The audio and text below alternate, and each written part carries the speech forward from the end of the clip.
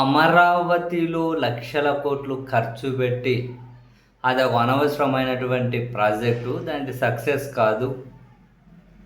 అక్కడ పెట్టే దాంట్లో 10% ఖర్చు పెడితే మావిగాన్ మచిలీపట్నం విజయవాడ గుంటూరు కారిడార్ రెడీ అవుతుంది రాజధాని కోసం అని జగన్మోహన్ రెడ్డి గారు ఎప్పుడైతే ఒక ప్లాన్ బి ప్రతిపాదన తీసుకొని వచ్చారో,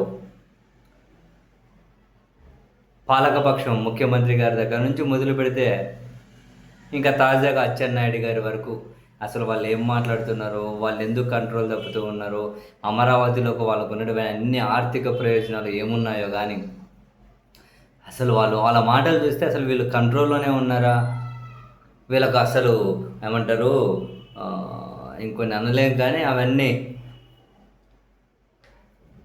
అసలు ఏం మాట్లాడుతున్నారు వీళ్ళకి అర్థమవుతూ ఉందా అని చెప్పి అనిపిస్తుంది. అచ్చెన్నాయుడు గారు బరితెగించేశారు. అసలు ఇంత అడ్డు అదుపు లేకుండా ఎట్లా మాట్లాడతారు? ప్రమాదంలో చనిపోయిన రాజశేఖర రెడ్డి గారి మరణాన్ని చివరికి జగన్మోహన్ రెడ్డి గారే ఆ విదేశాల్లో ఉండి స్పాట్ పెట్టారని ఏదేదో మాట్లాడతారు. ఎక్కడ ఎవరు విదేశాల్లో ఏం మాట్లాడేది తెలియదు. నోటికి ఏది వస్తే అది మాట్లాడడం. బొత్స సత్యనారాయణ గారు ఈ అంశాన్ని చెప్పారు అంటారు మళ్ళీ సంబంధం లేకుండా.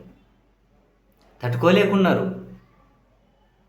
ఈ అంశం విన్న తర్వాత ఈవెన్ బొత్స సత్యనారాయణ గారు కూడా మీడియాతో మాట్లాడారు.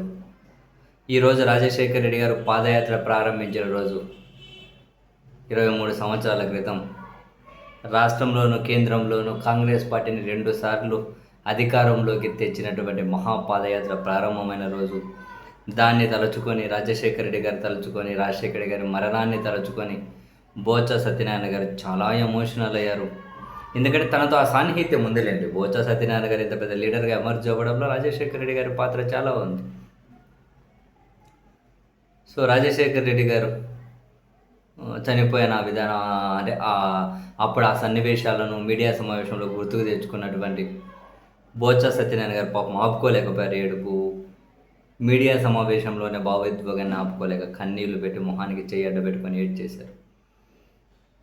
చాలా పెయిన్ అనిపించింది. ఎవరికైనా అనిపిస్తుంది రాజశేఖర రెడ్డి గారు లాంటి నాయకుడి మరణం.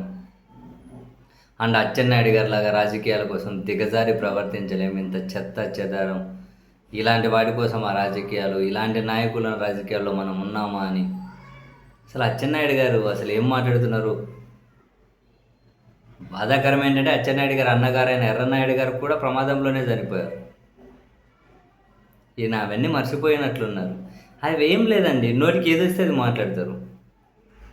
ఫ్రస్ట్రేషన్లో ఉన్నారు. ప్రభుత్వం మీద వ్యతిరేకత ఉంది. ఎక్కడే కనుక అకౌంటబిలిటీ లేదు, పారదర్శకత లేదు, అసెంబ్లీని తప్పుదారి పట్టించేస్తున్నారు. అప్పుల విషయంలో దిక్కుదిలేట్లే ఏం చేయాలో, ప్రభుత్వాన్ని నడపలేకున్నారు. నోటికి ఏదొస్తే అది మాట్లాడాలి.